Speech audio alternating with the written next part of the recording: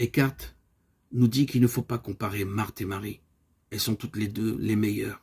La meilleure part est partout. C'est le logos, l'intelligence créatrice. C'est lui qu'il faut choisir dans nos actions, comme dans nos contemplations, au travail, comme en vacances. Il nous invite également à considérer d'un point de vue plus métaphysique le lieu d'origine de la contemplation et de l'action, le principe conscience ou déité et acte pur et vibrant. Dynamisme par excellence, tout en étant paix et repos. C'est un mouvement et c'est un repos, disait Jésus dans l'évangile de Thomas. Dieu œuvre et se repose en même temps lors de son jeu universel. La seule et même réalité qui est comme unité et éternel repos et sans pourquoi, est celle-là même qui confère l'être et la vie, opérant sans relâche. De même que le Père agit toujours, moi aussi j'agis, dira Jésus à ses détracteurs lorsqu'il réalise une guérison un jour de sabbat. Cela nous conduit à nous poser la question, quel est le Dieu que nous contemplons? Est-ce un être statique, immobile, une réalité indifférente au monde? Ou est-ce l'acte pur, vibrant, énergie sans cesse, jaillissant et créatrice dont nous parle Maître Eckhart? On devient ce que l'on aime, on devient ce que l'on regarde. Contempler le vivant, c'est devenir vivant.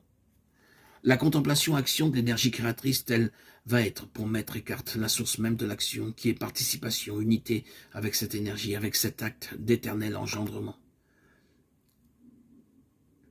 À chaque instant, il s'agit donc de rejoindre notre fond, là où la vie jaillit, et ne faire qu'un avec cette vie qui agit sans cesse.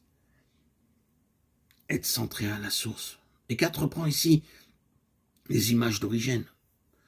Une source est dans ton puits. Dégage ton puits de toutes les immondices, de tout superflu, et laisse jaillir la source.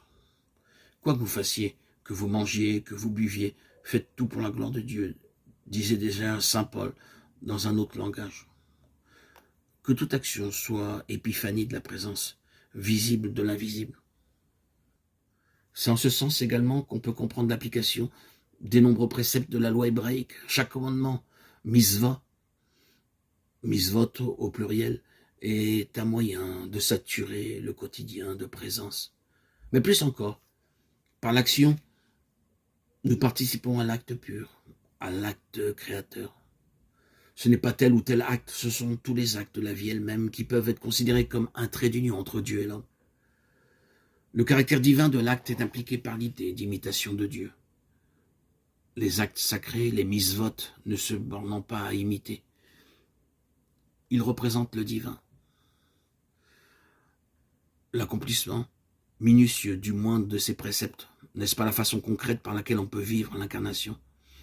Il s'agit de permettre à une réalité, nothing, éternelle, de descendre dans le temps par le biais de notre intention et de notre désir. Dans le langage de Maître Eckhart, il s'agit de laisser monter ce qui vient du fond, poser des actes marqués du sceau de l'intériorité et de la profondeur. Va dans ton propre fond et là agis. Car toutes les œuvres que tu fais là, elles vivent.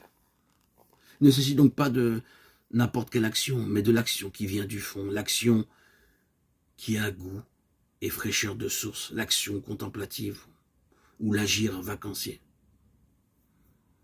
Désormais, le seul souci sera d'agir, non à partir de son moi, mais à partir du centre divin en soi. L'âme qui se laisse à Dieu avec la vérité dans la Sainte Trinité reçoit un instant de la force et de la toute-puissance de Dieu. Il lui devient possible de faire toute chose. Ce n'est donc plus l'âme qui agit, connaît, aime, mais Dieu qui agit, connaît et aime en elle. Ce n'est plus moi qui vis, c'est le Christ qui vit en moi, disait saint Paul. Cette dernière phrase peut prêter à confusion car Dieu ou le Christ, quelquefois, ont le dos large.